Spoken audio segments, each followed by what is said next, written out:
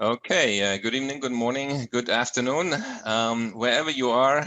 This is the MyData panel on MyData Governance Interoperability Landscape.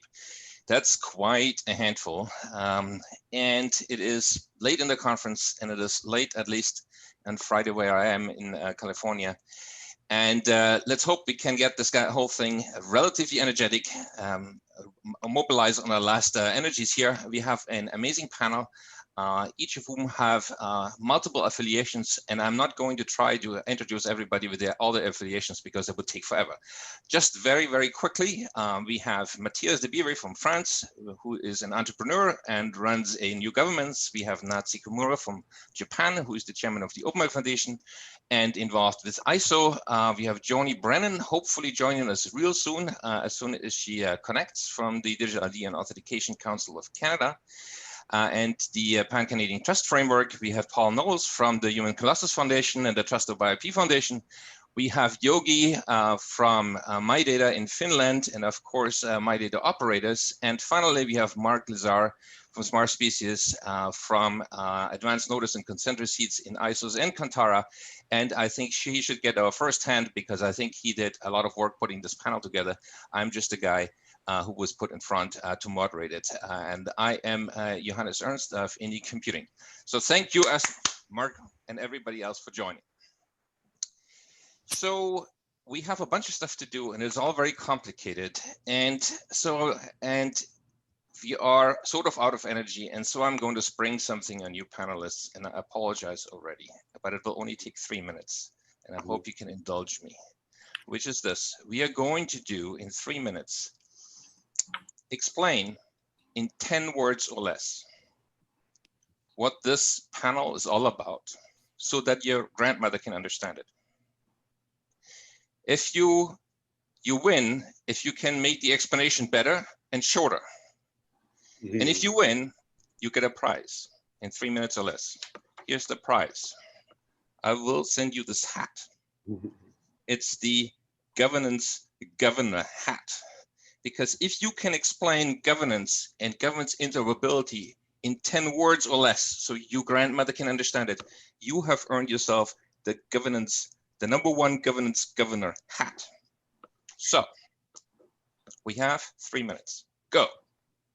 Shout out, panelists, shout out. What is it? Wow. I will try. Okay. This is collaboration. That's one word. Yeah, I'm stuck. Somebody go. Collaboration. That must be. So, and I'm asking for the audience to pay attention so you can play it back. Maybe somebody in the audience could actually transcribe what's being said in the chat. It would be easier than for me to try this at the same time. So we already 20 seconds in. Go. All right, well, I could jump on that. So the MyData governance landscape is creating a global discussion about data governance between and amongst many communities that are working on it. Excellent. I think my grandmother dropped dead with that already. So I take it a little bit more human level. I liked a lot in the morning panel today.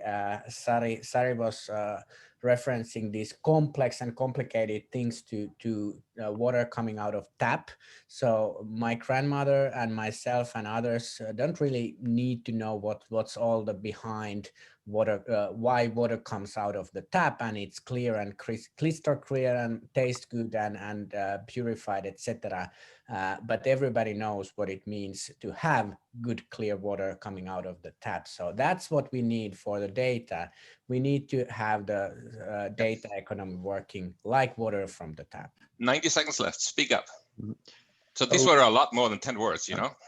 How about data governance in an era where siloed data ownership will be superseded by consented access to subsets of decentralized data under the control of the data subject, where the primary economic resource is not the data itself, but consensual data flows.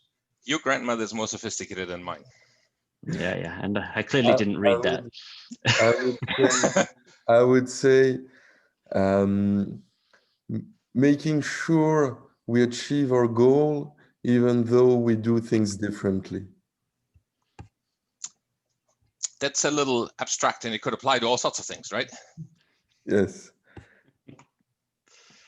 Well, I think what we're looking for maybe not be about the topic so much of the panel, but to explain it to everyone is, to be able to press one button and withdraw consent from all the services in my space right now, not have to go to every service and read their privacy policy, and to try to use my rights to withdraw consent. So the idea is really so grandmothers don't need to know about it. They just have to press the button and say, "Oh, I withdraw consent," and they don't have to worry. This is almost done. Turn it into 10 words or less.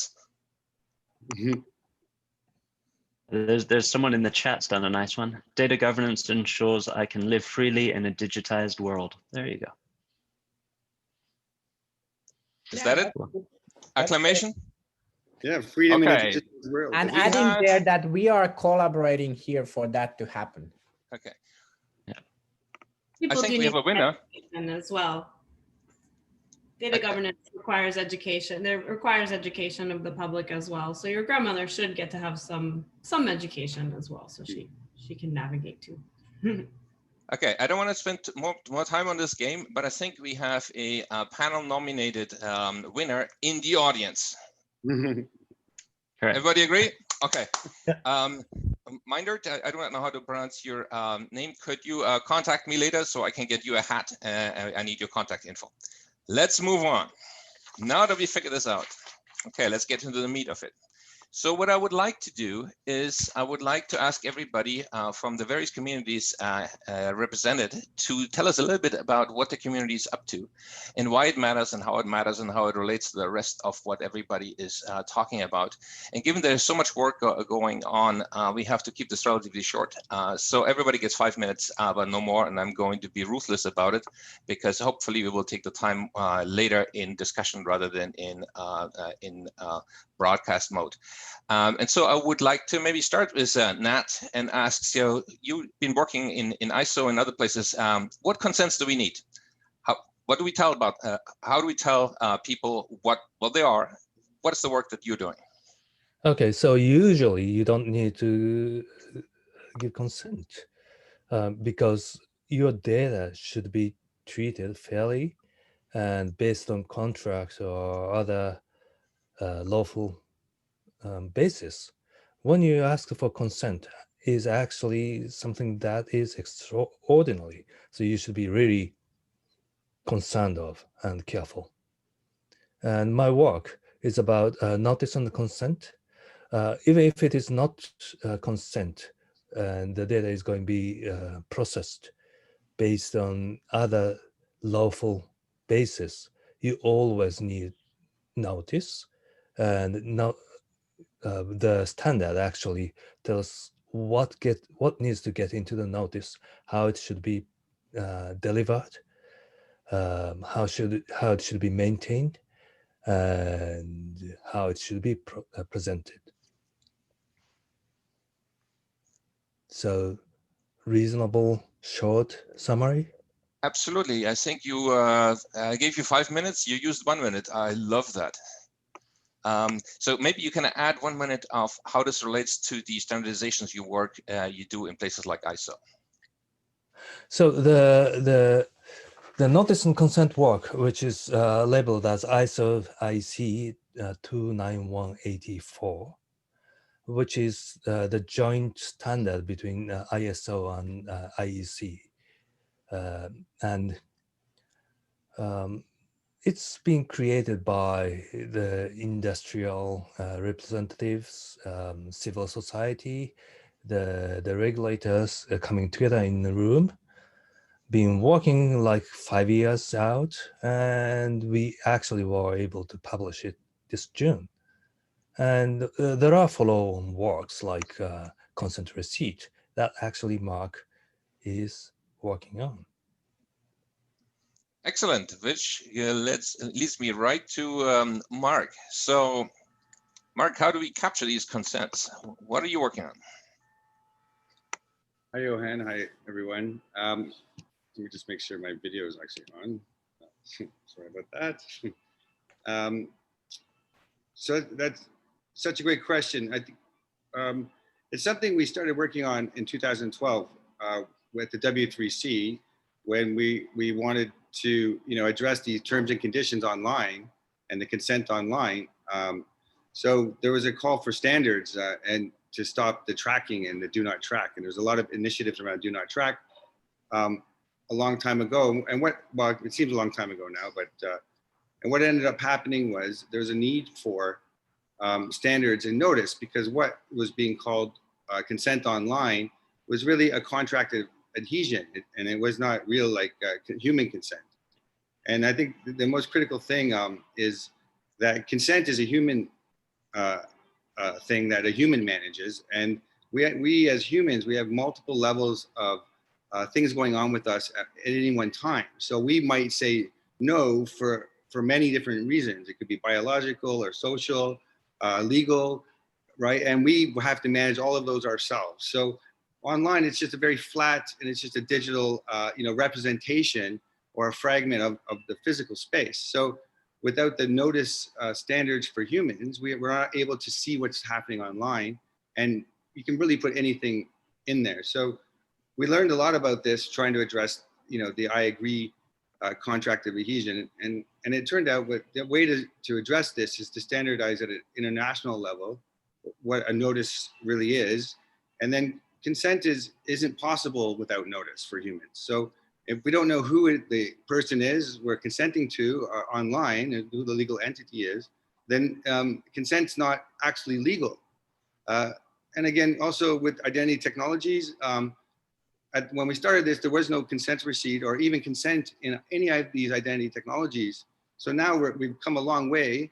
And I think it's very important for identity management, because it's a surveillance of people that's invisible, to have notice and consent to be able to govern it. So a lot of this work has come from learning about the identity industry and identity trust and human requirements for notice. And I'm really happy now that we're here at the point where we can use the international standard to all work together, across communities internationally. So hopefully I didn't talk too long there, but No, so far you guys are extremely short. Nat, you want to have a add-on?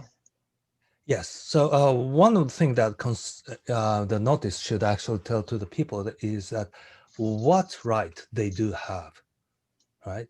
And what can be done with the data processing. They should always be able to opt out and things like that. And they should know who they should contact with and so on and so forth, or where they should send the complaints to. So that's a very important aspect of notice. And when you speak of consent, actually getting real consent is very, very difficult. It's a very high bar. It's not about pressing the button, right? The terms have to be equitable. What he's giving up should be equal, more or less equal to what he's getting back, and so on and so forth. So, Yeah. the technologists should understand that having user press a button actually doesn't mean consent at all. And one of the important thing about consent receipt, or I'd further argue that data receipt, because it doesn't have to be consent,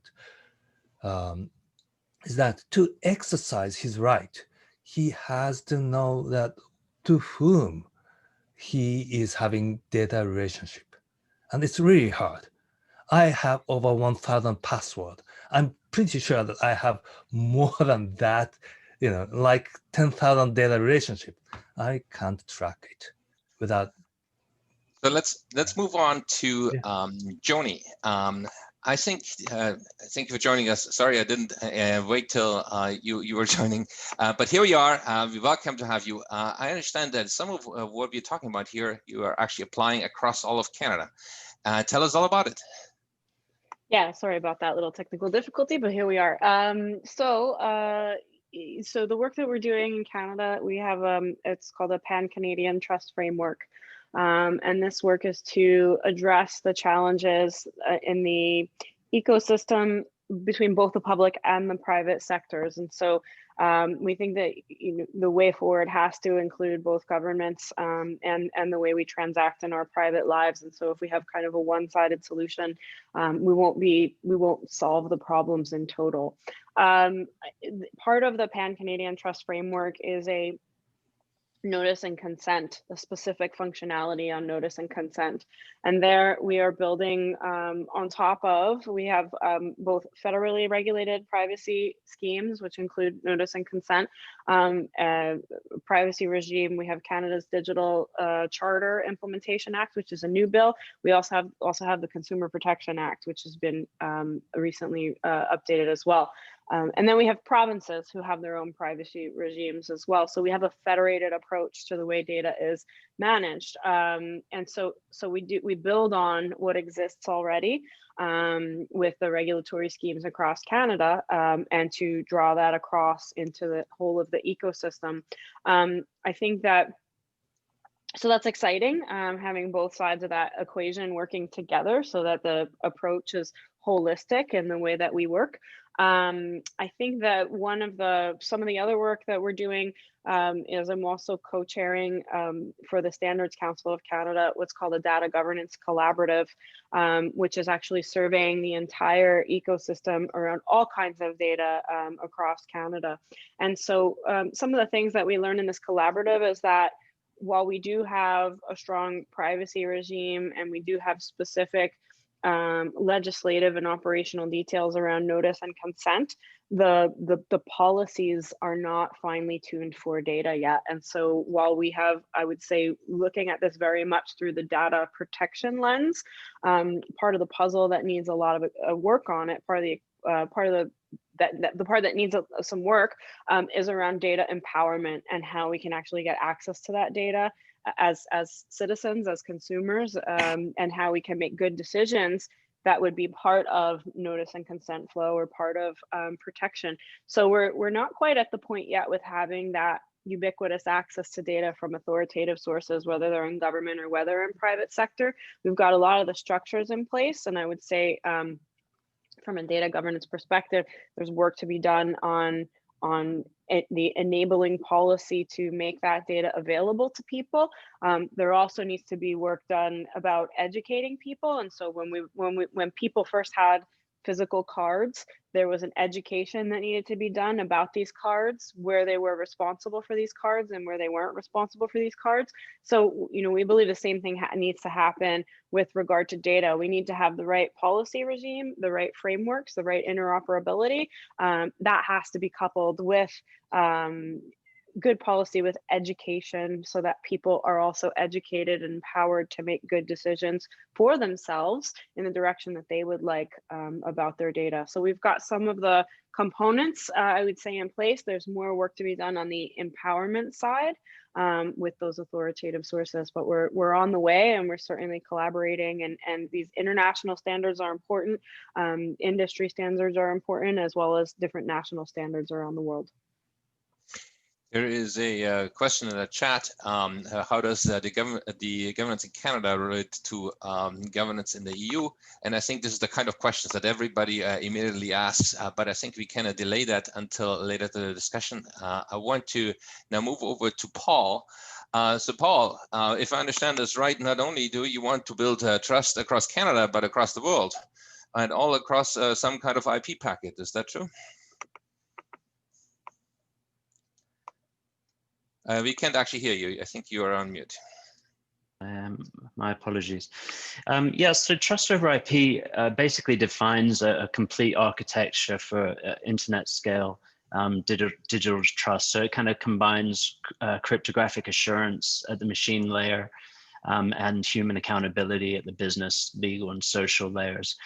So it's kind of a meta model, if you like, but it's very well constructed in that it really encourages collaboration amongst all of the communities.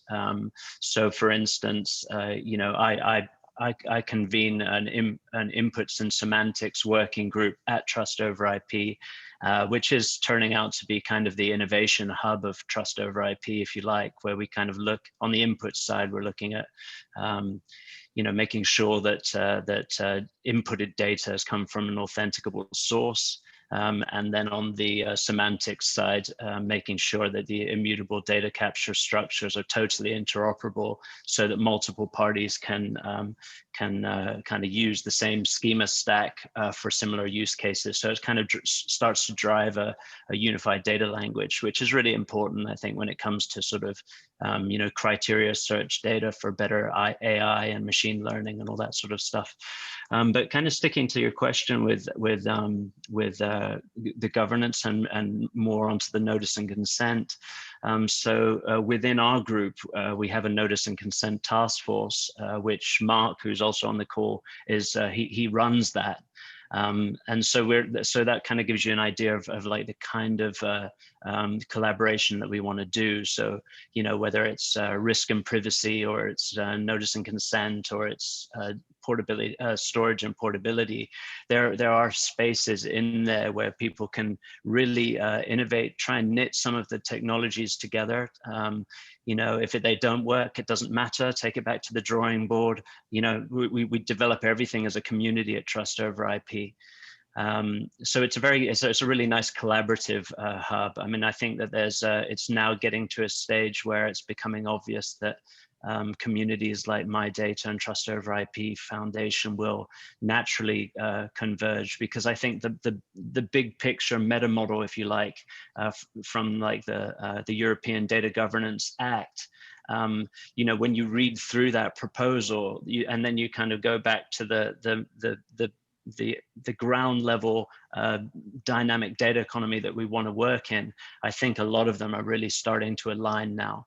So there's nips and tucks and tweaks and stuff between the models that need to be worked on, but on the whole, I think everybody is starting to sing from the same hymn sheet. So I think we're getting there, and I think now that everyone's singing from the same hymn sheet, I think things will happen quite quickly. There is a in musical history, in European musical history, there's a form of music that has long died out. It used to be called the quadlibet. The quadlibet is when you have multiple independently developed songs sung at the same time, and it produces a nice harmony. Is that what we're talking about at this panel? I really think it is. I'm ever the optimist, but I know all the great work that people are doing in these communities, and I can see where they fit. And it's really just getting the same people in the same room to work on pilots together, and be courageous with it. Really, because we are breaking new ground with a lot of this stuff. Some of the technologies we're working on at Trust Over IP, we've never seen them before. And with that, there's capabilities that we've never had before. So we're going to make some mistakes as we do it, but at the same time, we can be encouraged that, just to give you an example, in our group with our architecture, we're not only looking at, flagging personally identifiable information within the schema, we're now looking at correlation patterns between different schema by building like an identity correlation bitmap that is automated, so that anytime anybody pulls these schemas together, it will automatically flag correlation things if that's been fed back to the bitmap. And that's never been done before, right? So that kind of correlation thing has always been way down the data lifecycle. It's like, oh, there's a problem with these things. We're trying to bring that right back at source. So rather than take a runaway train and put it on the tracks, we're trying to build the tracks with the train on it right from the start of the data journey. So yeah, it's good fun, but yeah, we'll make some mistakes, but we'll get some things right too. Absolutely. So I want to move over to Jogi. You have been looking at, I think, all of the MyData operators in excruciating detail. So how does this all apply? What do companies do who are MyData operators today? Yeah, I will maybe challenge and share here screen for a moment, even if that was maybe not allowed. I don't know. That's okay. So I just want to this one image to kind of be reflected on your backs of your head. This is how I understand this landscape right now. So in MyData, we are in MyData conference. We have this slogan: "Make it happen, make it right." And by it we mean this MyData with the principles. So we want to have fluidity of personal data so that the right data is in the right place when it's needed, but we don't want to kind of get this current model just on steroids so that people click on yes, yes, yes everywhere and their data is all over the places. So it needs to happen on right. So for that, MyData operators are the middle layer here, the infrastructure builders. And to communicate with my mother and grandmother, I think that the infrastructure part, it should be something that is interoperable. You know, if you're driving your car, it doesn't matter if you're driving in Germany or France or Spain, or then you cross borders. Maybe there are some little changes in the traffic signs, but still the roads are the same. So MyData operators are building the infrastructure for personal data management in human-centric way. And we have now this year published a white paper on MyData operators, and then started giving sort of self-description process. And now 27 operators passed through that process, and we awarded them with MyData Operator 2020 award. So it's not a certificate or anything like that, it's an award. And this was timely because of the earlier mentioned European Data Governance Act that just came out now. So MyData Global, this thematic group of MyData operators is working under MyData Global, and this made us kind of a relevant party in the discussion on how the Data Governance Act in Europe will be, and that will be in a way the GDPR for data intermediaries. So I think that Europe has some regulatory power in the world, and probably some other countries will follow the suit on giving some sort of regulatory guidelines on how these data intermediaries should behave. And yes, okay, then we are speaking about standards and governance. So standards, this is most of the other people here in the panel are more or less from the standards fields. I'm not saying everybody, but this is crucial so that we can have interoperable MyData operators so that they work together, like we have teleoperators. If I have your phone number, I can call to you, even if you are working with in another country with another mobile operator than mine. We don't want these platforms that are separate. We want interoperable network. And for that, standards. But which standards? That's a question. I come back there. But then going up to the governance, like the Data Governance Act, that's the human governance and regulatory governance layer. And I really like the trust over IP idea of connecting from the technology to the human governance and everything in between. This is kind of the separate view on that. But MyData operators can offer the infrastructure for entities like data trusts or others that are actually bringing this human governance in place also. So here are my intermediary results. So because of the conference, I couldn't finish the work, but I'm just analyzing the 27 operator submissions on a detailed level, what standards and technologies they mention there in their submissions. And it's all open data. You can help me out and go and read the submissions. It's really a valuable data set of 27. They are like, you know, Cozy Cloud, DigiMe, Japanese, Passbit, and so forth. We have from 15 countries, 27 different operators that many of those are in the conference already. So I'm looking through what kind of standards they are mentioning as that they are using right now. So this is very early and draft. I just did it yesterday quickly, but it gives an idea that we got mentions of more than 80 technologies and standards in the set of 13 operators only. When I get the 27, we have probably a list of 200 mentions of something. And this is a big pile of maybe not everything. I wrote here in the bottom that right at the moment, I am not feeling super enlightened by the intermediate results. That's kind of a realistic reflection. But I'm sure that by coming from bottom up, knowing what these companies that are actually building these services, how they are approaching these things. They may choose to use standards or they may not to choose standards, and there are different reasons for that. Somebody may not know about it, and so maybe it's too big a hassle of going there. Maybe maybe there is no business need for that. But we can see that, for example, the concept receipt that's climbing up, it's being picked up almost half. So 5 out of 13 had already mentioned it, and decentralized identifiers and verified credentials, they are coming up there. So this is just kind of the pragmatic view. I will stop here. Excellent. It's always good to see things that are actually implemented in the real world with some actual software. You know, I'm a software guy. I like things to work or not work because that's where we actually see what happens. Of course, we have to translate it and see whether it actually works in the real world. And that's the step after that. So Matthias, you know, the title of your organization somehow implies that governance is important to you. Otherwise, why would you call it a new governance? So, but you're also applying this. You're also working on something that's actually a bit more broader than just the governance part itself. Tell us about it.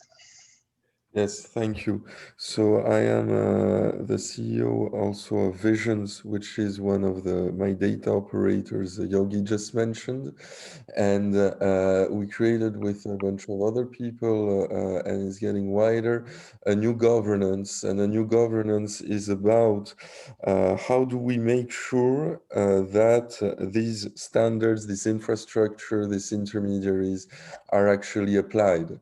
And that this human-centric principles and this human-centric governance of data is actually becomes actually the norm, and everybody respects that.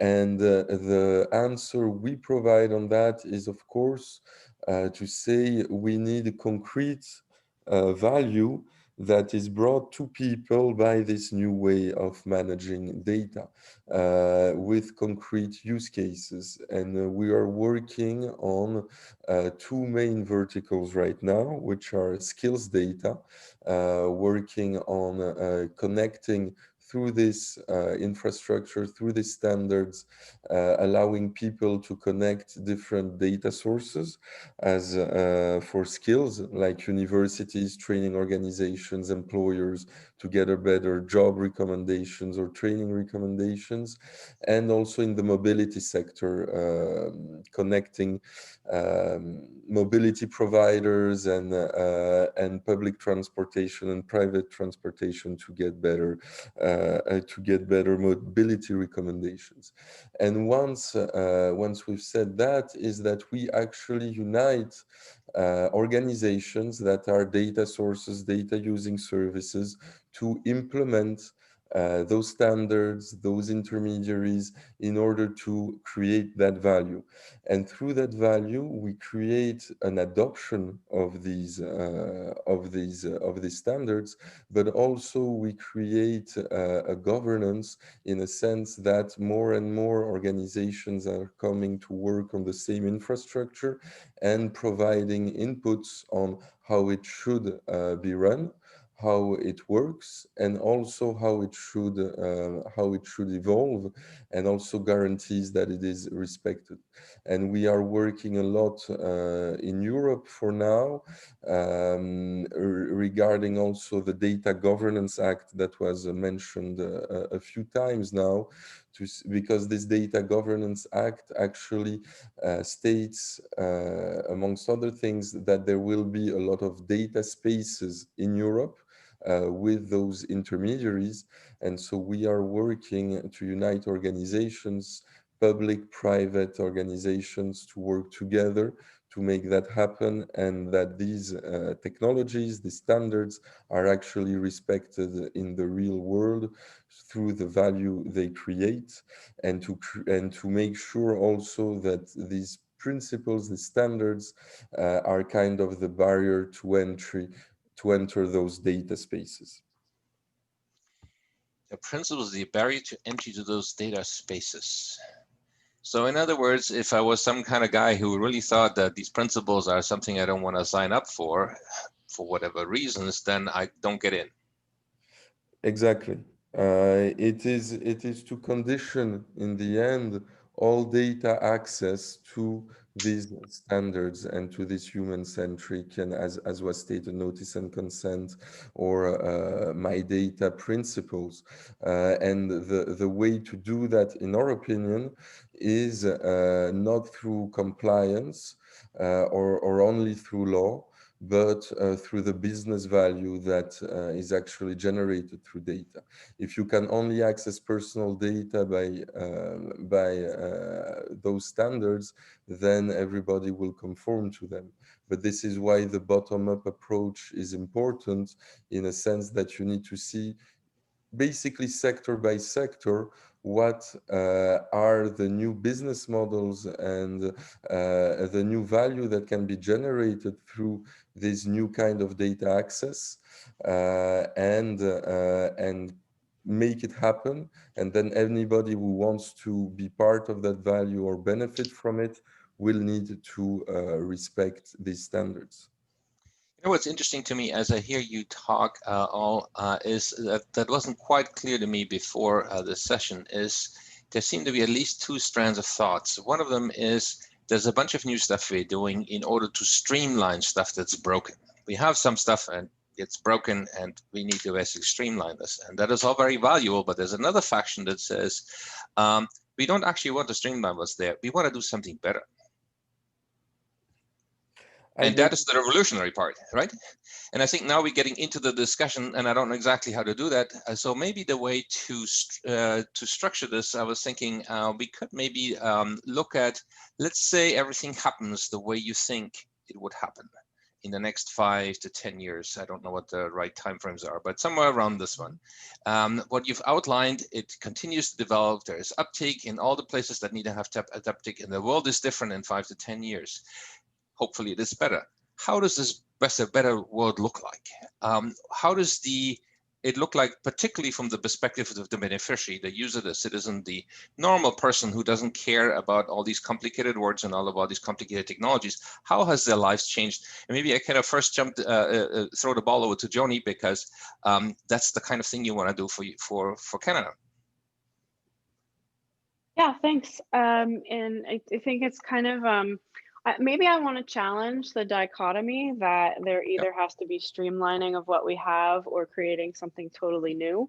So I don't know that those two necessarily need to be polar opposites. And so, there's a way to perhaps have something, an ecosystem that behaves in a new way that does use and leverage the institutions that exist into that new ecosystem. And so I would say that from the way that I think stakeholders are looking at this inside of Canada, I think there are stakeholders that want something completely new, and I think that completely new thing is the ability to have access to the data from the authorities and to be able to use it in the way that they would like.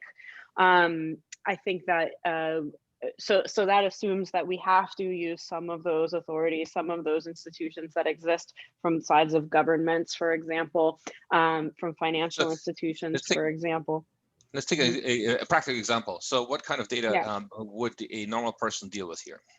Yeah, so I would make it very crisp, and I would say that the kinds of data that we would be looking for, which we don't have digitally today, ubiquitous digital access to, would be in the form of verified credentials, for example.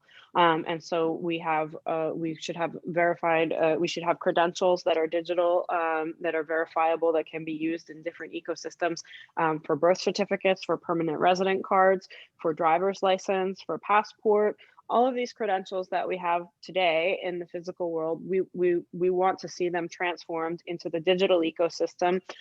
The newer technologies and also the development of some existing technologies allow for us to be able to use these kinds of data without always doing the phone home, without always tracking. So we need to make sure that we don't have the tracking, and some of that can be solved with existing and with newer technologies. So what we think is that what we're going to see are going to be a small number of information sharing and information verification networks. There will be agents, there will be wallets.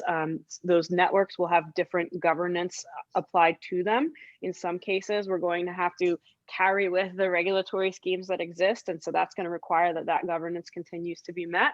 And in other cases, it's going to be completely new models with different kinds of governance. And so what's going to be important is that the credential is accessible to people, that it's interoperable, and that it can be portable in these different ecosystems, and that there's transparency on the kind of governance and what responsibilities do they need to take, and what responsibilities are they being protected from. I've been talking a bit recently, particularly with Kalia, Identity Women, about a word that feels a bit academic, but the idea is responsibilization. And so this is the idea of authorities transferring power to individuals or communities to solve problems for themselves. And I think that we can look at that word in both a positive and a negative context. In the negative context, are people ready to manage public key infrastructure? Are they able and ready to manage some of the more complex systems for digital identity and that kind of data now? Is it fair to ask them to manage those things? Are there data trust or fiduciaries that can provide some functions the way banks do for finances, as example? At the same time, that responsibilization can empower them to be able to transact, to prove who they are without being tracked when they want, when they need, with data minimization. So I think that this is we want to be able to use the strengths that we have. In Canada, we've also done research over the last few years, and we're doing more research again this year. And what we found is that largely Canadians, they don't trust social media, only 1/3 around protecting their data, which makes good sense.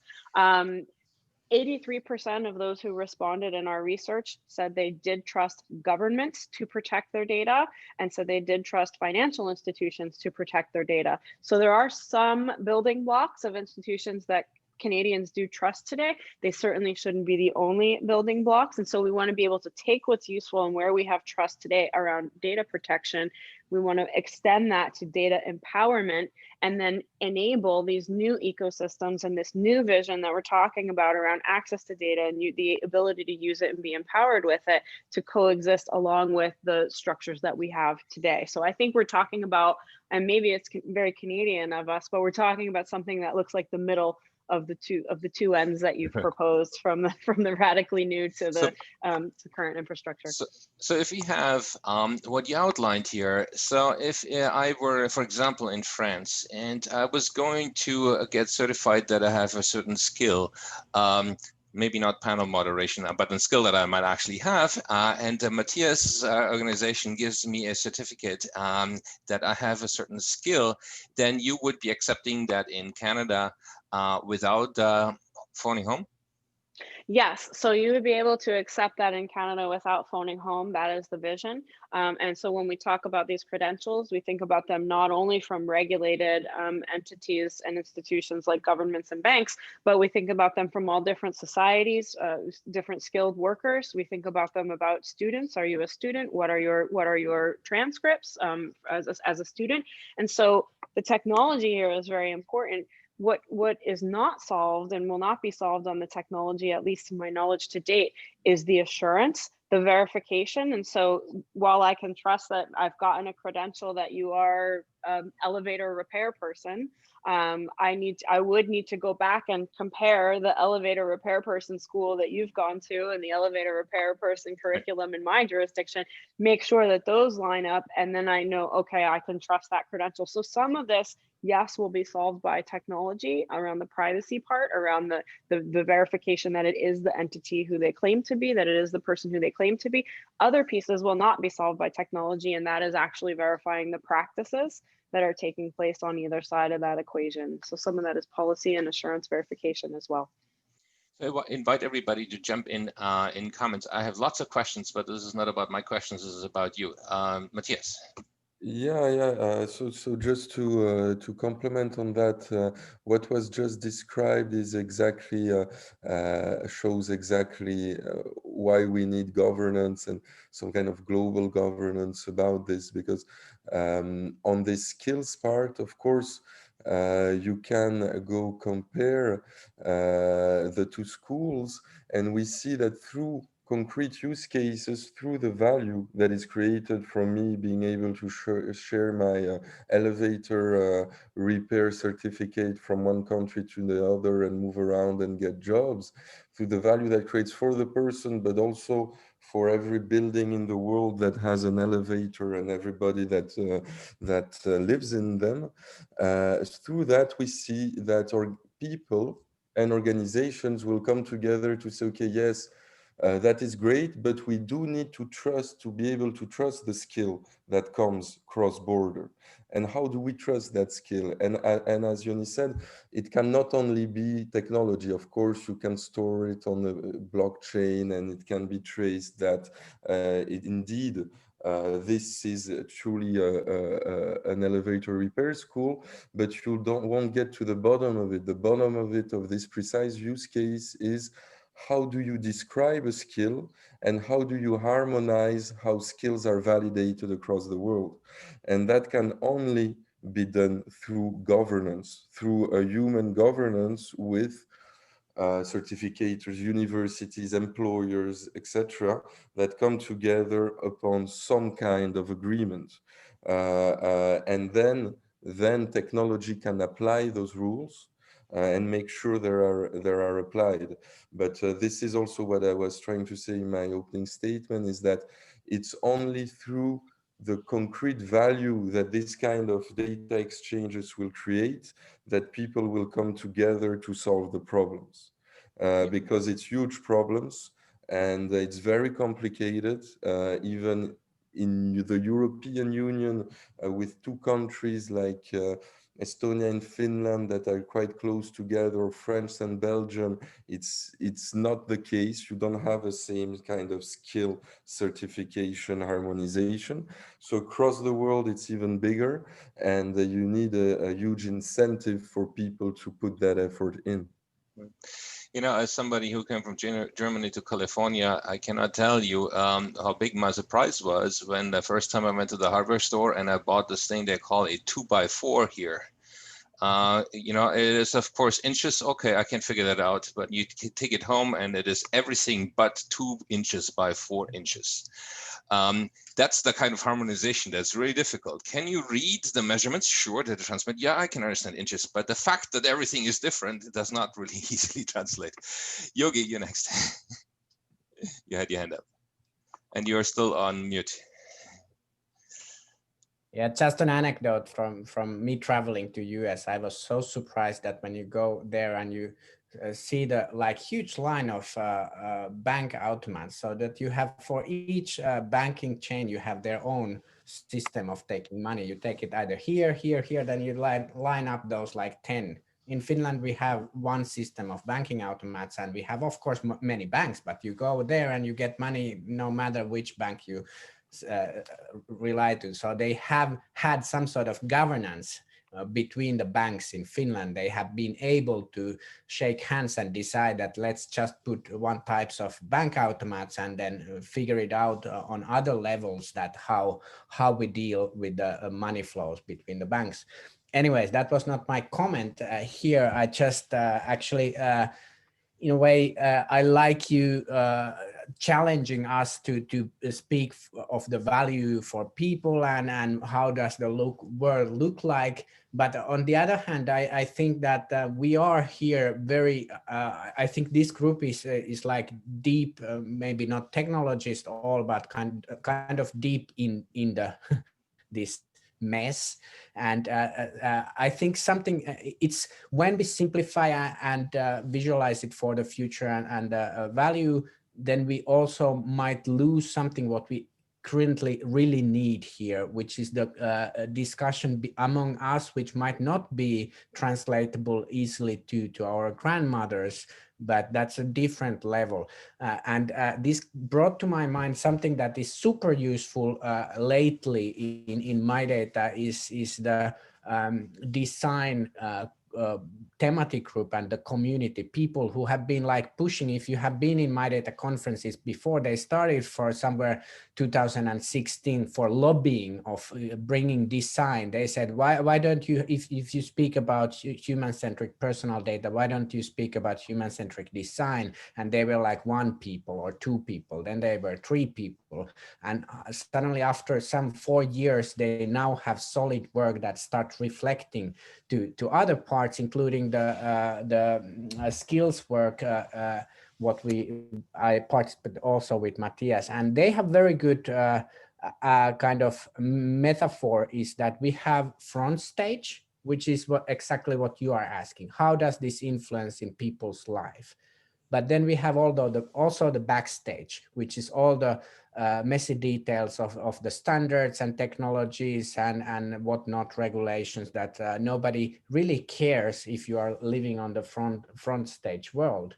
And I think that mostly these people here who are living on the backstage, yes, we come up once in a while, we mention the word use case. We pop, we need a use case here. And then we dive back to these, our muddy underwaters of the details. And then we bring, use case. Then we go, and our use cases are crappy, shitty. They are not real use cases. They are not from the designer's word. So I think we having these two-side understanding and proper designer use cases there as a communication tools among us, that's very useful. That's my comment here. It's a very complex subject, obviously, not just because there's so many initiatives in so many different venues, but bringing a little part of the elephant together, but also because it goes from it spans everything from business to usability to civil society to legal regimes, and I think it is very useful to have events like this particular one where we are trying to figure out what the pieces are and how they relate. And I think we should perhaps have an ongoing set of events where some such thing occurs. For example, another way of looking at the value that's being created more on the back end rather than the front end, as you say, is, let's say I'm a MyData Operator implementer, or I'm implementing a data bank in Japan, which is sort of something rather similar. I understand, what should I be doing today? And I don't care about standards per se, and I don't care about any of these things per se. I care about what is the right thing for me to do to create value that my users are going to like, because ultimately I need to stay in business. So what would you say? Are there checklists? Are there recommendations for what to implement when, what to, and both on the technology level and on the governance level? Where should people get involved and why? I'm just throwing this out generally. Does anybody want to jump in? Yeah, I mean, I'll jump out. I'll answer that question in 1 sec. I just wanted to just mention one thing before that, is that, we're at a paradigm shift, right? Where, big companies have made a lot of money off of data. And I still think that while we're going through this paradigm shift, people are still concentrating a little bit too much on making money off data instead of looking at services. And it isn't, and I understand where they're coming from, because they're used to this. Google made so much money on this data, but there is a. When you say paradigm shift, can you add 1 sentence as to what's the old paradigm and what's the new paradigm in your paradigm shift, so everybody's on the same page? Yeah. Okay. So the old paradigm that we're used to is big tech companies being able to aggregate data and make money off that data, and it's not being reimbursed back to the data subject. Okay. Right. And then the new paradigm shift is where I'd like it to go, is for people to not be scared about data, because in 20 years time, we're just going to be using our mobile phone, boom, boom, boom, you're gone, right? Don't worry too much about data. We are entering a data economy, but the data will be used to improve services. That's the paradigm shift. Use your data to improve services. Don't look at the data itself and think, ooh, I can make loads of money with my data. Don't look at it like that. Look at it. This data can be used to improve services. And if everybody is going in that shift, it's going to be better for society. Because I think that humans have always said, you know, we need to make a quick buck. But, you know, if I take a big world vision on this, is it right for me to take data from a lowland gorilla and then to try and say, oh, that this is a human being is benefiting from that data? No, I don't think that's right. You wouldn't do that. It's like you go into outer space, right? And you go to Mars and you say, and then someone says, oh, you can't go beyond Mars because we're going to charge you for that piece. It's just the wrong way of looking at it. On our planet, let's improve our services with data, make sure that the individuals are properly protected, so that, but you know, so long as you can't get back to the human being, as long as you don't know that data is from that person, then most data can be used for societal benefit. And I think that's the paradigm shift that I'd like to see the world going. As you just mentioned, you know, we should spotlight more on the use of data instead of just data by itself. Yeah, exactly. Yeah. And that's the important part. But at the same time, I'm a little bit pessimistic because we have been talking about that since 2011. I think we've got something of that sort in the World Economic Forum report that came out in 2011. So, you know, and I'm also pessimistic about people being able to manage public keys, like, you know, Joni said, right? Or, you know, give only sensible consent and permissions themselves. So what's your solution, Nat? What's your solution? So, you know, we have to have somebody who actually can act on behalf of individuals and help them manage it, right? It's a concept called data fiduciary that work for individuals and asks data controllers transparency and accountability of their data processing and make sure that it is happening, right? And for that, I think that something like data receipt is a great empowering tool for them to work on. And, you know, so in the end, it's individuals and the fiduciary that's tracking the enterprises instead of the other way around, in it, those companies tracking us. That's the kind of paradigm that I want to see.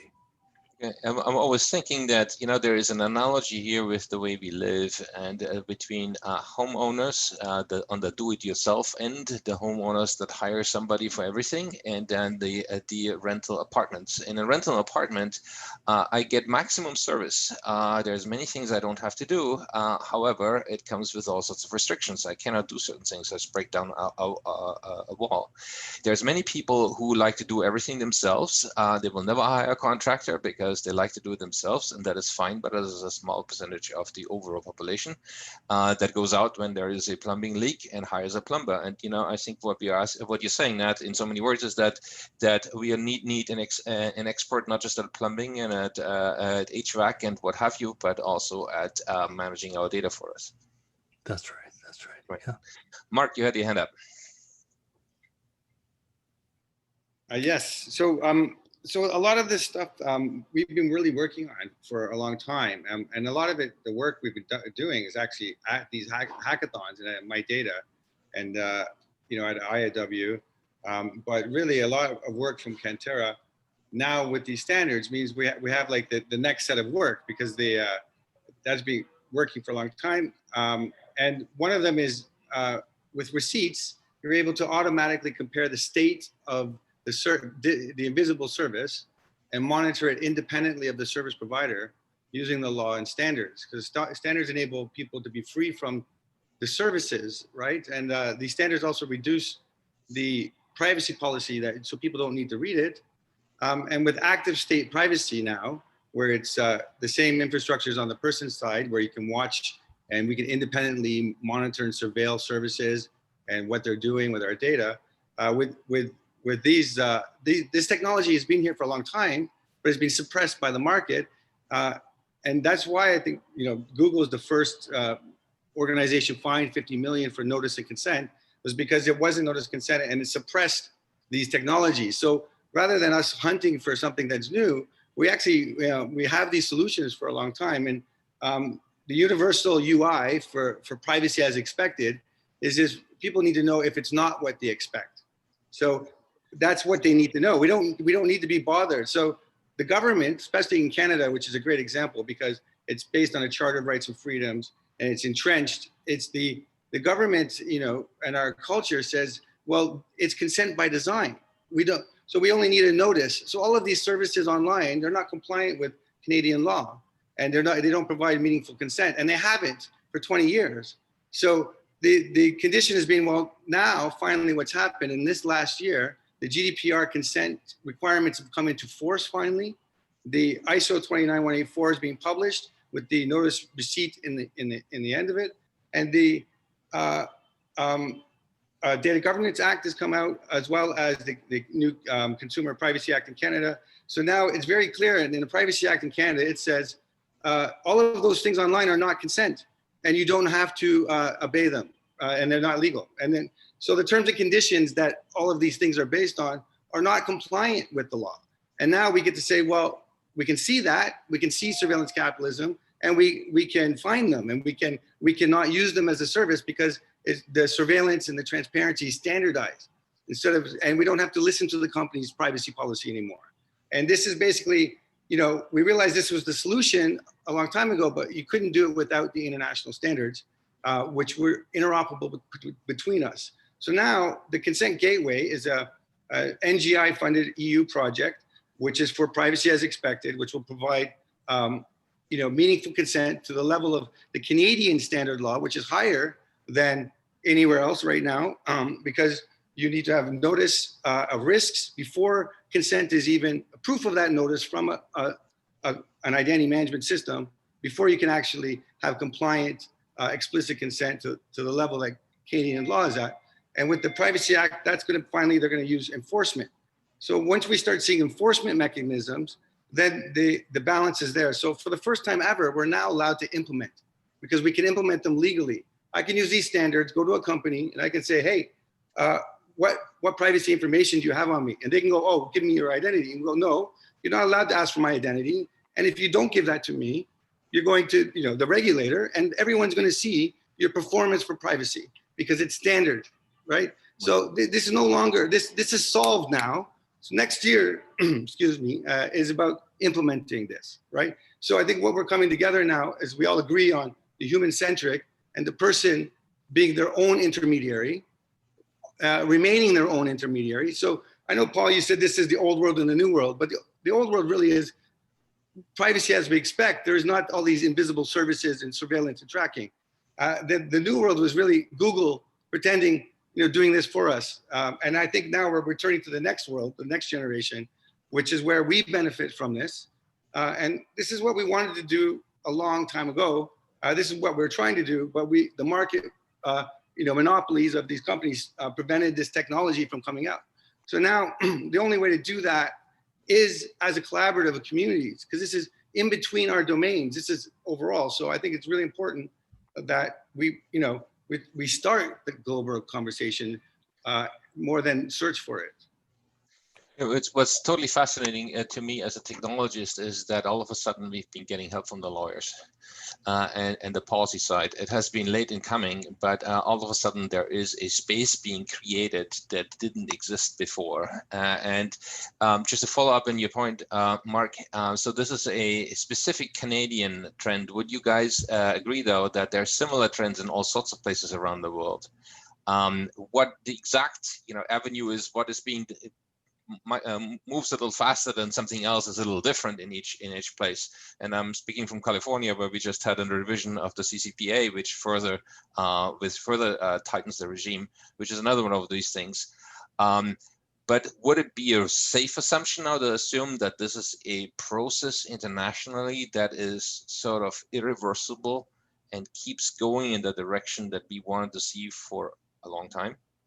I have several comments here. I'm trying to jump in. So passionate panel. I love the passion in Mark's voice. That's kind of the thing that drives us forward. We need to be persistent, and sometimes we feel that pessimistic, like Sakimura felt that already it was solved in 2011, but it wasn't. I believe that even if Mark says that now it's there and it's next year for implementation, we might still come back in 10 years to discuss about these topics. So maybe I'm like optimistic and with a long-term view.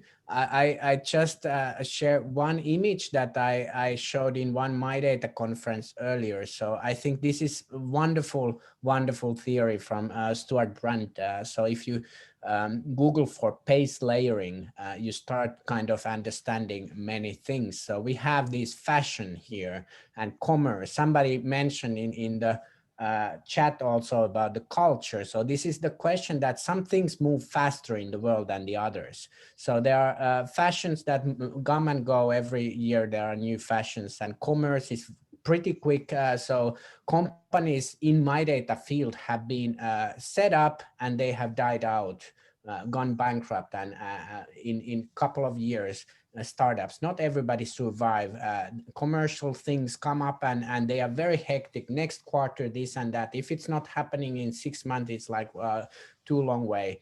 Then there is the question of infrastructure, what I referenced with MyData Operators and these intermediaries now in the Data Governance Act. And the governance is even much more slower than infrastructure building. So when it goes to Canadian trust framework there on or the EU legislation, that's slow process. And actually today from the commission person, this Malte referenced back actually this Data Governance Act that came out now. He told that big influencer for that was exactly the paper that was mentioned from 2012.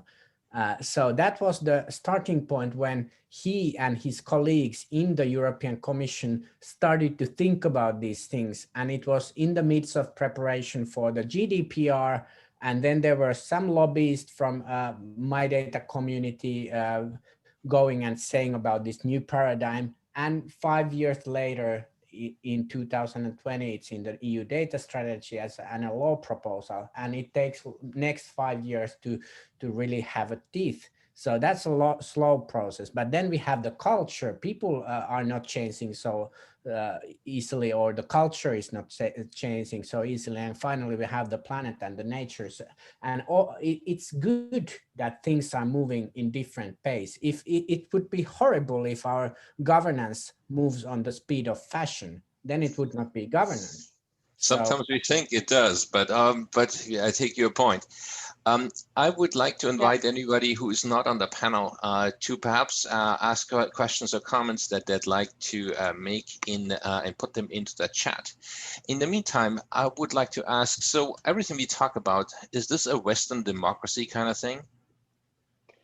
So I want to make one point. I think this is a good place to make it.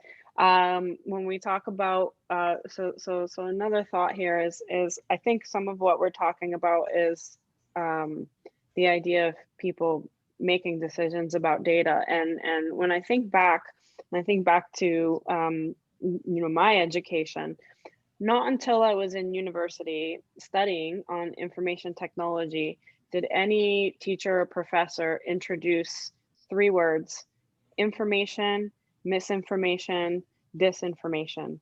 And so the education around these kinds of informations, I don't know that it's there for people. And so I think we need education about these 3 different types of information, what they are and how they work, because I think some of what we talk about, would move faster if we had demand from people, if people were demanding their data, people were demanding these services. I don't think they know necessarily how to demand it.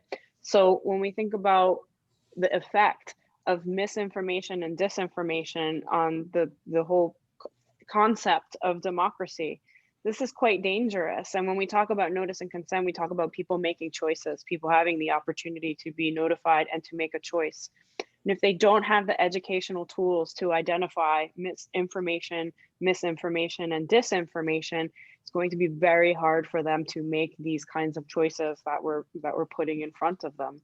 So I think one thing when we look at this ecosystem and where to kind of spend the time and be actionable, something that I've been thinking about lately is that I got into this work really thinking about protecting people, data protection, making sure that people had, protection and empowerment. I realized later that there is one piece of the work that we're doing is about proving who you are, opening a bank account, going to school, proving you have a credential. That's a bidirectional flow. There's a whole nother piece of this work, which is around surveillance capitalism and information and misinformation and disinformation. And if we want to move our space forward, then we need real education from the young age to the mid to older about how to classify and recognize these kinds of information. And that's important for all kinds of democracy and all flavors of democratic and public engagement systems. Just a little note on that. Finland, Helsinki is such a far ahead in misinformation. They have courses in university in Helsinki where they've been, I think the experience of the Russians being right there definitely making the world leaders now. And they actually, university, maybe I think in school courses. So very impressive, you guys over there in Helsinki, in Finland. I'd like Yes. to jump in also a general thing, because what I believe, what we're all about with MyData, but this panel and why also Mark put us together, I believe, is that in the end, what we want to produce and diffuse, how I see it, is a new tool for humanity, a new ways to exchange information, in a sense. And what we're talking about is how do we make it stick? How do we make sure it's used and it happens? And I talked a lot about the business value, and Joni talks also about education, Mark about the enforcement and the laws, and it's all of that. But in the end, it's the same thing, meaning that it will be the same tool that you use to ask for your data, that the company uses to be compliant, and then the company uses to create and seize the value. And across here, we have people from across the world. And my question would be, how now do we kind of start all collaborating and maybe all agreeing about how it should exactly look like and how we call it, so that we can really move forward together and not. I feel there is still also, but it's part of it. But there is still a lot of people talking more or less about the same thing, but not in the same way, and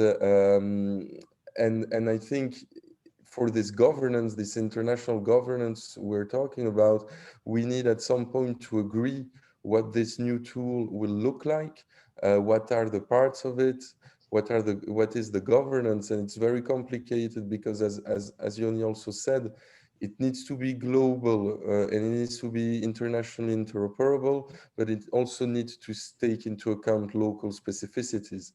But I think I don't have the answer, but I think one good thing I would like to ask this panel and how and going forward is, how do we band together now, since we all agree, to implement it at a global level and really well describe it in the same way and kind of start building it in the same way. think that is what the governance is about. This is exactly the question that I was going to bring up for the last 15 minutes of this panel. Excellent. I think that's a really great point, Matthias, and I think it's also about knowing where the energy is within those communities. So, for example, certainly at Trust Over IP, I think they're very, very strong at tech. It was kind of founded by techie people, and it's because of that some of the technology is kind of more advanced than probably in some of the other communities. But then, when it comes to things like, having the influence over the European government to try and, get the Data Governance Act moving and all that sort of stuff, MyData were exceptional at that, and the new governance were very much behind that as well. So I think it's just kind of finding out where the core strengths are within the communities, and then really trusting those opinions when we pull those things together for the benefit of society. And over the last couple of years, I think it's not really worked that way. It's kind of been, each of those communities has kind of just done their own thing, and then if it didn't quite align with somebody else, they started to kind of fragment a little bit, the communities. But I think now it's kind of got to a stage where I think everybody is just kind of, as I say, singing from the same hymn sheet. And now I think we can come back together and really try and knit some of this stuff together, both from the governance side and the technology side. Yeah, that's so cool. I think one worthy mention is Harshvardahn Pandit, who couldn't be on the call today, who's the chair of the W3C Privacy Vocabulary Control Group. And the reason why he's so important is because he's a bit of a semantic genius. He's just got his PhD. I can talk about him because he's supposed to be on here, and I think I can say all these great things. And he's really working on active state, but he's driving with the European Union and the German Data Protection Office. We're involved with this initiative to build the legal data ontology that can bind the data ontology to the legal ontology. So we can all use the same words for purpose and for purpose specification. Because the consent receipt had the format, but without the semantics. And what really took a couple of years was developing this semantic basis that we could use with something like a Trust Over IP to immediately translate into context so people can understand. So really on this interoperability on this language now, we're really starting to get to this place where we can communicate in our own languages to each other in the same ways that are meaningful. And I think that really is a big leap forward. So I really hope everybody gets to hear and Harsh present and speak in 2021. It's really a treat.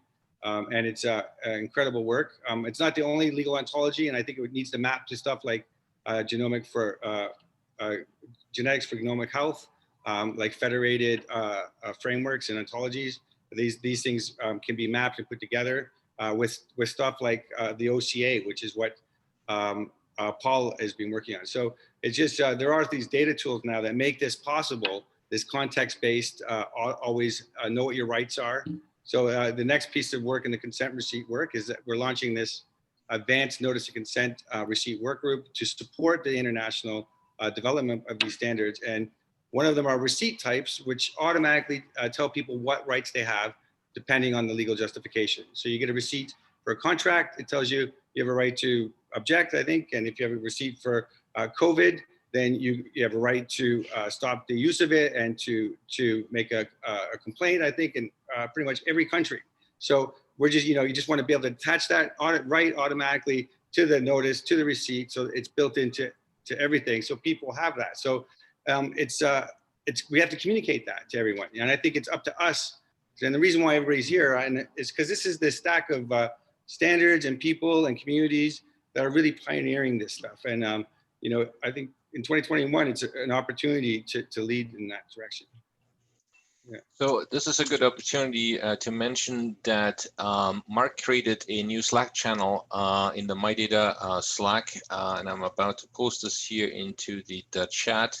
to continue this conversation. You also may or may not have seen in this chat, and there's also links in the Slack, to the various documents our panelists wrote to summarize the efforts that they are involved in.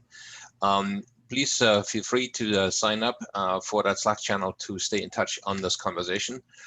This is the best we could come up with in a short notice in terms of taking this conversation forward. But once we are connected, then we can take it in whatever direction makes sense going forward. So we have about 5 minutes left, and I would like to maybe have everybody take 1 minute to summarize what they think, if there's anything interesting that they heard that didn't know before, and what they think is something important they're going to do in the next 12 months that brings this discussion forward in their respective community. And I think, Jogi, you had your hand up first. Yeah, okay. I didn't know the question, but I can modify. Yeah, so I was anyways going to reflect back on what happened in this panel, and for us, for MyData Operators, it's really kind of what I showed in the beginning. It's bottom up. We are studying what the operators are actually using as standards, and then we are that's kind of from operators, the infrastructure downwards. Then the infrastructure upwards is the connection to, for example, to the Data Governance Act, so that it will be aligned with that. And we just had this morning discussion with Nat Sakimura, so that we will be connecting that also with what's happening in Japan, and I would be more than glad to put what happens in Canada, for example, so that the operators, the intermediaries, they would be then able to work in different parts of the world. And then what comes from here about these different standards and technologies that being developed. So that's kind of my own reflection as we who are long-term involved in this kind of things. We either get excited about something, or then we don't get excited about something, and that's how it is. You can see it around these communities, that sometimes there is this spark. Somebody gets the gist of some idea that was originally from somewhere else, and then that person just gets like mad and is shouting all over the places. And now I got it. They got the enlightened feeling that yes, this is it. And that kind of connections, they never happened by force. They happened by allowing people to meet and talk and be here. And these are the sparks that happen. And typically they are like one or two people, they get connected, they get something new, and that's where the energy is. So I hope that we can just maintain the forum open, so that we meet and greet and say hello often enough, so that there is a natural space for getting these sparks that are then going to grow for bigger flames. You just got a thumbs up from somebody in the audience. Who wants to go next? Anything particular that you're taking from here that you want to do now in the next 12 months? I'd like to propose something. Following up with my question before and how we get there, and I liked Paul's response, as well as knowing each other's roles and strengths and how we collaborate. And as Jogi also mentioned, for instance, we're seeing the precise relationship between a new governance and MyData, and Jogi is doing the same way, for instance, with Nat, etc. I think since we, as I said, we all agree, and I'm not going to repeat myself, but why don't we kind of commit to map these relationships between us and what's the role, but not in bilateral ways, but kind of do it as a network in a shared way. And I think that what Mark did when we have all of these description of each of us is the great first step. But then how can we see how we can build a network amongst us with specific roles to help that moving forward, and we can continue that in the Slack channel.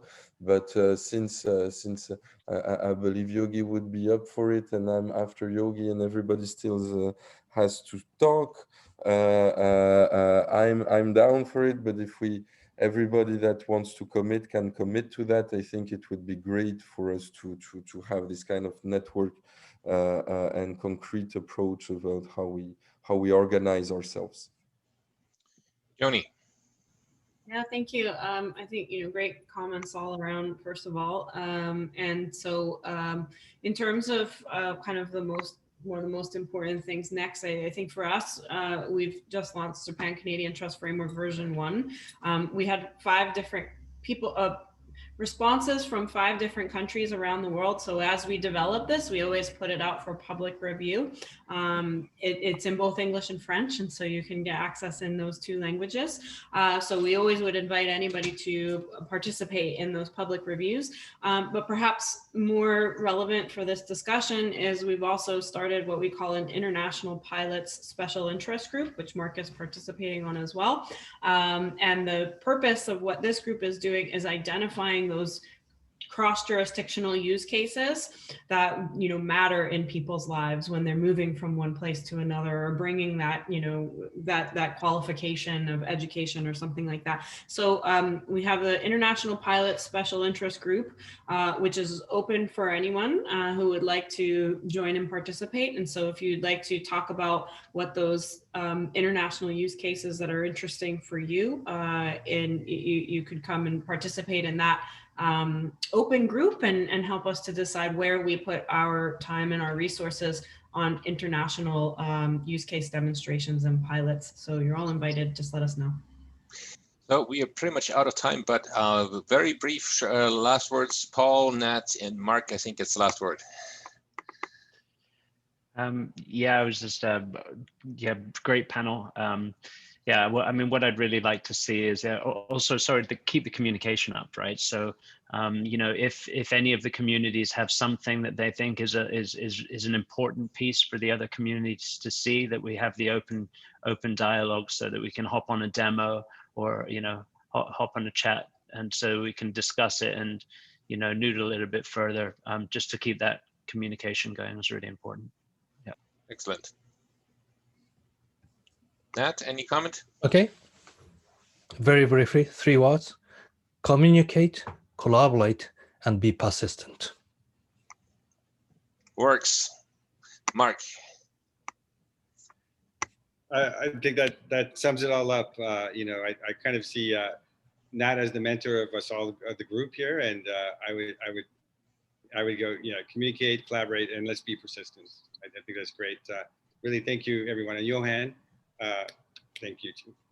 Thanks, everybody. It was a good panel, Thank I think, at least from my perspective. Thank you. And I hope to see you all soon. Thank you, everyone. Thank you very much. Good night. Thank you. Night. Bye-bye. Bye. Bye-bye.